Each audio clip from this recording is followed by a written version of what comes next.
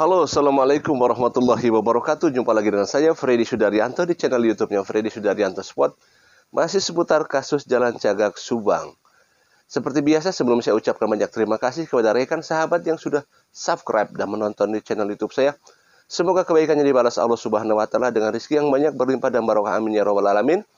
Dan kita doakan sama-sama juga saudara-saudara kita yang sedang ditimpa musibah, yang sedang sakit. Semoga Allah mengangkat musibah dan sakitnya. Dan kita doakan almarhumah Ibu Tuti dan Amelia dalam keadaan husnul khotimah. Amin ya rabbal alamin. Kita terus doakan dan support kepolisian Indonesia, khususnya Polda Jabar. Semoga bisa cepat mengungkap kasus ini. Amin, amin, amin.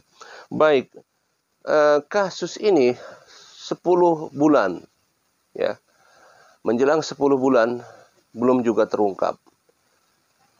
Bulan Juli, 1 Juli, Hari Bayangkara.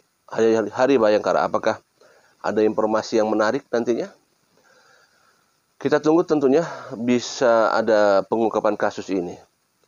Dilihat memang kasus ini sepertinya lain daripada yang lain, ya. Lain daripada yang lain, di mana memang tidak adanya alat bukti yang sangat kuat untuk bisa disodorkan ke pihak pengadilan, kejaksaan, ya. Sehingga walaupun dikatakan bahwa sudah berapa ratus orang saksi diperiksa, berapa ratus barang bukti yang sudah didapat, forensik 2 kali, ya, dan data-data lain sudah didapat, tetapi belum juga bisa memberikan berkas perkara ini kepada pihak kejaksaan dari pihak kepolisian. Artinya memang kasus ini sangat luar biasa, ya, sangat luar biasa. Sekelas Jessica itu sudah ada penetapan. Memang di sana ada CCTV. Nah, di sini uniknya itu ada apa? CCTV tidak ada, ya. Maksudnya CCTV yang mengarah ke tempat kejadian. Kemudian juga sidik jari yang tidak ada untuk ke arah pelaku, ya. Walaupun ada sidik jari yang lain, ya. Kemudian sebenarnya sudah ada masalah DNA didapatkan, ya, dari pihak penyidik. Tetapi ya sekali lagi belum ada keberanian dari pihak kepolisian untuk melayangkan berkas perkara ini kepada pihak kejaksaan. Ada apa? Ya tentunya belum kuat. Kalau sudah kuat alat buktinya, 2 alat bukti yang kuat, tentunya akan disampaikan kepada pihak kejaksaan. Ini fenomena ya sebenarnya, 10 bulan. Informasi disampaikan dari pihak kepolisian adanya beberapa sudah dikantongi ke arah-arah nama tersangka, adanya kado buat menjelang bulan Ramadan. Ini sebenarnya juga jadi pemikiran kita, apa sebenarnya ini semua gitu. Ya. Ada apa ini semua dengan kasus Subang ini? Begitu alot, ya, begitu ya, alot. Adanya beberapa saksi yang kita lihat seperti bungkam, tidak mau bekerja sama, tidak mau sama-sama mengungkap kasus ini gitu. Bungkam, walaupun ada beberapa saksi yang coba speak up, ya, mereka yang bungkam, yang tidak mau bersuara, tidak mau ikut mencoba ikut memberikan informasi, masukan, tidak ada. Ya, di kasus ini sepertinya bungkam gitu loh. Pada saksi ini seperti bungkam, tidak mau memberikan, ya tidak tahu apakah dengan pihak kepolisian udah jelas di BAP udah jelas memberikan informasi. Tetapi di media tidak kita blow up, ya, tidak di blow up, tidak ada saksi yang coba untuk ikut bekerja sama, berkomunikasi. Tapi memang wajar-wajar saja. Karena memang ini kasus bukan kasus biasa, ini kasus pembunuhan. Tentunya mereka juga takut untuk berspeak up, ya. Banyak sekali kan saksi yang tidak mau bersuara, ya, yang tidak mau ikut terjun langsung karena memang ini kasus pembunuhan. Kalau misalnya dibilang lebih baik cari aman, ya, tidak mau bersuara, memang demikian, wajar sih, wajar. Ada saksi yang mulai speak up, ya, seperti yaitu saksi Pak Yosep. Beberapa bulan ke belakang ini memang aktif menyuarakan terus ya di salah satu channel YouTube, di komunikasi terus bersuara. Juga adanya juga saksi Yoris yang sudah bersuara walaupun hanya lewat status WA ya. Dan yang lainnya belum ada kecuali ya ini Pak Yosep, kemudian Pak Kang Yoris, ada juga yang mulai speak up juga itu Mr. X juga ya, ikut juga speak up. Nah, tentunya sekarang saya akan coba melihat speak up-nya dari Pak Yosep. Apakah memang Pak Yosep ini berniat untuk mengungkap kasus ini, bekerja sama ya dengan salah satu media, bekerja sama untuk sama-sama bekerja untuk mengungkap kasus ini. Saya yakin Pak Yosep punya keinginan untuk ke arah sana, karena kalau dari cara Pak Yosep berspeak up ini menandakan bahwa Pak Yosep memang tidak ada keterlibatan. Seolah-olah seperti itu ya. Dari cara Pak Yosep berspeak up. Nah, tentu semua ininya ada di pihak kepolisian ya. Nah, ya karena kita ketahui sampai detik ini semua statusnya semua masih pada saksi. Ya, masih pada saksi sampai saat ini, sampai detik ini semua statusnya masih para saksi. Nah, tentunya dengan speak up-nya Pak Yosep ini kan ini seolah ada keberanian dari Pak Yosep untuk speak up. Apa yang sekarang yang lagi rame dibicarakan oleh Pak Yosep adalah masalah tidak ditandatanganinya BAP yang disampaikan oleh Danu, ya. Nah,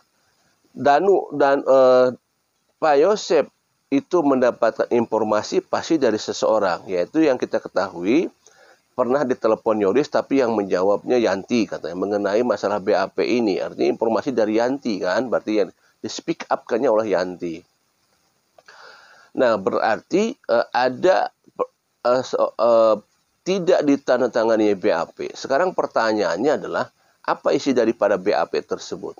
Isi daripada BAP tersebut adalah mengatakan bahwa Danu bicara atau mengatakan bahwa Pak Yosep dan Bumin ada sebagai pelaku.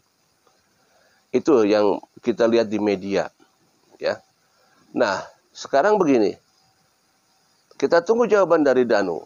Danu sempat di video saya mengatakan bahwa saya telah menandatangani Bang Fred, katanya gitu. Itu tapi sudah lama. Yang terbaru belum ada jawaban dari Danu. Memang kita tunggu juga yang berita yang terbaru ya. Apakah ada jawaban dari Danu apa tidak nih. Nah, kembali lagi sekarang masalah ditandatangani dan tidak ditandatangani. Sekarang kalau masalahnya ditandatangani ya. Ditandatangani oleh Danu. Kalau ditandatangani berarti membenarkan apa yang disampaikan oleh Danu, yaitu isinya bahwa Pak Yosep sebagai pelaku pembunuhan ini beserta Bu Mimin. Kalau itu ditandatangani, ini kita bicara secara logika ya. Bicara secara logika. Jika ditandatangani berarti mengiyakan. Nah, kalau saya sebagai penyidik, misalkan percontohan, saya sebagai penyidik pada saat melihat Danu menyatakan bahwa Pak Yosep sebagai pelaku dan Bu Mimin kemudian ditandatangani oleh Danu, berarti kan mengiyakan. Tentunya kalau saya sebagai penyidik akan menanya, Danu kamu bicara gitu benar apa tidak? Dalam keadaan sehat apa tidak? Ya, dalam keadaan mabuk apa tidak? Nah, kan harus ditanya dulu, jangan sampai dalam keadaan mabuk kan. Kalau itu kan tidak akan diproses kalau begitu. Harus dalam keadaan sehat walafiat. Nah, kalau pada saat ditanya sehat walafiat, sekarang Danu mengatakan demikian atas dasar apa? Kamu melihatnya di mana? Apakah melihat langsung kejadian bahwa yang bersangkutan melakukan eksekusi sehingga mengatakan bahwa Danu mengatakan bahwa Pak Yosep sebagai pelaku? Apakah melihat di kejadian? Jam berapa melihatnya? Ya. Sedang melakukan apa Pak Yosepnya? Kan itu kan pasti ditanya begitu sama pihak penyidik ya. Sedang melakukan apa? Apakah melakukan eksekusi ataukah lagi datang ataukah lagi ngapain gitu ya? Ya kan? Melakukan pelaku itu kan pasti ada dasarnya. Tidak mungkin serta-merta mengatakan dia pelaku kalau tidak ada datanya, tidak ada dasarnya, tidak ada buktinya. Apakah ada buktinya selain kan kalau orang berucap Ya, orang berucap siapa juga bisa berucap. Ya, bukan hanya Danu. Saya juga bisa berucap. Kang Heri juga bisa berucap. Kalau berucap mah siapa aja bisa. Tapi harus dilandasi oleh dasarnya. Dasarnya apa? Backupan datanya apa? Apakah ada data? Ya, kalau Danu mengatakan misalkan gini, bahwa Pak Yusuf pelakunya, apakah ada datanya? Oh, ya, dari mana datanya? Atas dasar apa, kan begitu? Ya, nah ini kalau misalkan ditandatangani. Coba sekarang prosesnya kalau kata Pak Yosep, informasinya bahwa tidak menandatangani. Nah, tentu saya kalau saya lagi sebagai penyidik ya, tidak menandatangani. Terus saya tanya, Danu, tadi kan Anda berkata bahwa Pak Yosep melakukan suatu yang pelakunya. Sekarang kenapa tidak ditandatangani? Kan gitu. Pasti saya nanya, kalau saya penyidik nih ya, kenapa ditandatangani? Tentu kita menunggu jawabannya kan. Jawabannya bisa saja. Mungkin dia lupa, keceletot ngomong ya. Mungkin dia oh maaf tidak jadi, atau oh maaf bohong. Kan bisa saja seperti itu ya. Kalau kita bicara iya sih itu, kemudian dibilang tidak mau ditandatangani, kan berarti ada sesuatu yang ini harus diklarifikasi kan ya gitu ya. Nah, kita kan tidak tahu, ini harus juga kalau misalkan tidak ditandatangani, sekali lagi kalau tidak ditandatangani ya, banyak alasan kan pasti disampaikan oleh Danu. Nah, sekarang isi BAP, isi daripada BAP adalah pernyataan bahwa Danu mengatakan bahwa Pak Yosep selaku pelaku ya dan Bu Mimin. Jika itu ditandatangani, saya sekali lagi sebagai penyidik, ya, kalau misalkan ada bukti yang nyata dari Danu, ada buktinya, pokoknya ada bukti lah bahwa ini pelaku, misalkan dipoto di tempat kejadian, misalkan ya, pada saat eksekusi melakukan pemotoan, misalkan ya, buktinya ada, tentunya Pak Yosep nggak akan lama dipanggil pihak kepolisian. Ini secara logika ya. Pak Yosep tidak akan lama dipanggil pihak kepolisian. Benar tidak? Danu menyatakan Pak Yosep sebagai pelaku dan Bu Mimin. Danu mengatakan demikian atas dasar bukti-bukti. Ini buktinya, ini buktinya, ini buktinya. Ada foto, ada percakapan, bukan hanya sekedar ngomong. Ya, ada buktinya. Pak Yosep nggak akan lama, pasti dipanggil pihak kepolisian. Betul nggak? Ini kan secara logika, ya. Ya kan? Kecuali kalau misalkan pernyataan Danu itu hanya pernyataan, tidak ada buktinya. Ya. Hanya mengatakan bahwa wah pelakunya ini, tapi tidak dibuktikan. Kan pernyataan itu harus dibuktikan sekali lagi. Ya, yang tadi saya sampaikan. Melihat, ya. Kalau melihat juga buktinya apa? Bukan hanya melihat saja, harus ada buktinya juga kan. Itu akan jadi kuat nanti di persidangan kan gitu. Kan kuat. Nah, itu ya. Kalau misalkan memang menandatangani. Kalau tidak menandatangani, apa larinya? Kalau tidak menandatangani apa yang disampaikan, kan larinya nanti jadi kepenuduhan. Nah, ini dia, ya. Mungkin sekali lagi apa yang disampaikan makanya Pak Yosep berspeak up mungkin ke arah sana, Pak Yosep tidak mau dituduh. Kan seperti itu. Karena ya sebenarnya wajar-wajar saja saya sampaikan juga bahwa kalau misalkan itu kenanya kepada saya bilang bahwa tadi kalau misalkan saya dituduh sebagai pelaku pembunuhan di Subang, sementara saya pribadi tidak merasakan, tidak melaksanakan, tidak melakukan, pasti saya akan marah. Mungkin Pak Yosep juga sama seperti itu. Dituduh sebagai pembunuh, tapi Pak Yosep tidak melakukan, pasti Pak Yosep marah. Saya juga sama. Dituduh pembunuh kasus Subang, saya tidak melakukan, saya juga marah. Mungkin saya marahnya akan lebih dari Pak Yosep. Saya bukan marah apa. Saya kejar sampai ke ujung dunia juga. Saya kejar dan saya laporkan pasti. Atas dasar penuduhan. Ya. Nah, artinya apa? Bahwa ini harus disinkronisasi. Di mana penanganannya pihak penyidik lah.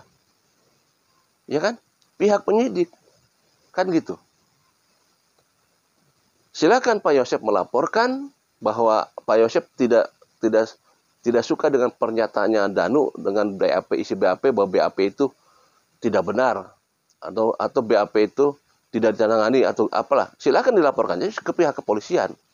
Itu akan lebih jelas, akan lebih real, akan ada solusinya nanti di sana. Betul tidak? Ya kan? Laporkan saja. Kalaupun atau mungkin lah Danu juga nanti misalkan Danu dicerca, silakan Danu juga kan tinggal speak up juga Danu sama seperti itu. Nah, ini kan sebenarnya kita sebagai pemerhati kan jadi bingung. Ada apa dengan pihak kepolisian? Ya, wajar. Bukan kita tidak ini curiga sama pihak kepolisian, bukan, tapi kita pemerhati di sini. Kita kan bermainnya secara logika. Ya, ada dasar hukum kan? Jelaslah pihak kepolisian sudah tahu itu semua. Kalau yang satu menuduh, kalau yang satu tidak sesuai, kan penentunya ada di pihak kepolisian. Ya. Tinggal diusut saja sama pihak kepolisian. Justru ini ada apa sebenarnya? Ini ada apa? Kasus ini ada apa gitu loh. Speak up-nya BAP Danu itu kan sebelum ada ATS law firm. Ya. Sebelum ATS law firm masuk itu kan pernyataan Danu. Ya. Nah, ini ada apa? Coba cermati, kasus Subang ini ada apa gitu loh. Ya. Ada sesuatu hal yang janggal gitu. Coba kembali lagi sekarang masalah kasus ini, masalah BAP ini. Informasi disampaikan yang berkata adalah Yanti ya. Ditanyanya kepada Yoris tapi Yanti yang bicara. Nah, katakanlah antara Yanti dan Yoris lah ya.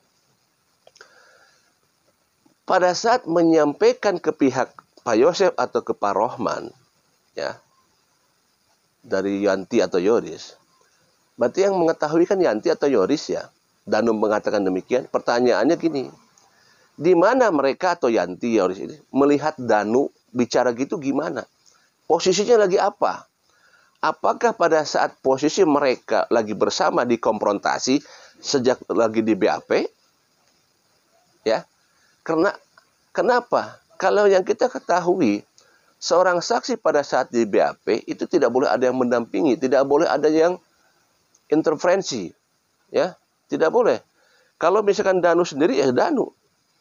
Kecuali kalau dikonfrontasi di mana dibutuhkan oleh pihak penyidik untuk persesuaian daripada informasi. Karena saat sendiri tidak dikonfrontasi, maka tidak bisa didampingi oleh siapapun. Karena apa? Itu kerahasiaan daripada pihak penyidik. Maaf jika salah ya. Ini yang saya tahu sih. Maaf jika salah. Karena BAP itu betul-betul harus murni keluar dari mulut yang bersangkutan. Tidak boleh diintervensi, tidak boleh didampingi. Sekalipun sudah ada punya PH. Karena pendampingan itu akan bisa ada masukan dari pendampingan itu pada saat istirahat biasanya. Bukan pada saat di BAP. Karena di BAP itu harus betul-betul murni keluar dari yang bersangkutan. Karena di situ kan penilaiannya kan berbagai macam faktor. Dari mulai apa yang disuarakan, apa yang dikeluarkan. Kelihatan daripada psikologisnya, dilihat dari body language-nya, dari matanya, dari mulutnya. Kan itu semua dinilai oleh pihak penyidik kan. Mana yang berbohong, mana yang hanya ngaco, itu kan bisa dilihat. Jadi tidak boleh diintervensi oleh siapapun. Nah, pertanyaannya sekarang adalah kembali lagi, Yanti dapat informasi ini pada saat kapan dan pada saat gimana? Apakah lagi dikonfrontasi bersamaan atau dari mana dapatnya? Kalau sendiri-sendiri kan harus sendiri. Danu ya harus sendiri, tidak boleh didampingi sama yang lain. Nah, dari mana Yanti dapat info ini? Dulu kita ketahui Yanti Yoris sama Danu itu masih satu PH, belum dapat PH, ya. Mereka masih bersama, ya. Belum punya PH siapapun. Yoris dan Danu masih bersama. Nah, apakah pada saat itu Yanti dapat infonya pada saat mereka ngobrol di luar? Ya, mungkin apakah demikian? Mendapatkan informasi mereka ngobrol di luar, bla bla bla bla. Kemudian Yanti melaporkan kepada pihak Pak Yosep dan Pak Rohman setelah dapat pendampingan, ya. Karena informasi ini kan didapatkan dari Pak Yosep dan Pak Rohman itu setelah mereka gabung kepada Pak Rohman setelah keluar daripada ATS Law Firm. Lama jarak waktunya.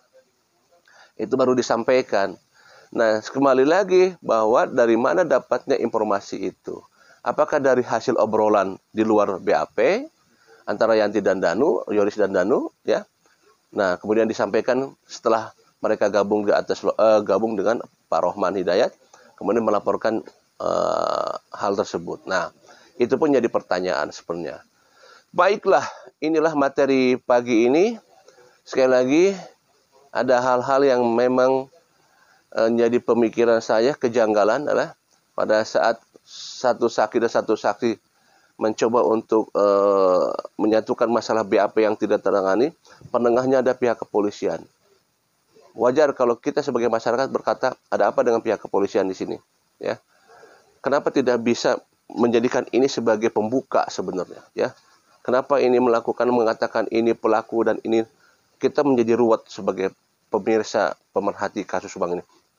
Saya berharap berdoa semoga pihak kepolisian bisa mengungkap ini masalah ini, diungkap masalah ini, ya, sehingga bisa terbuka lebar, sehingga bisa terbuka apa adanya siapa sebenarnya pelaku yang sebenarnya. Assalamualaikum warahmatullahi wabarakatuh.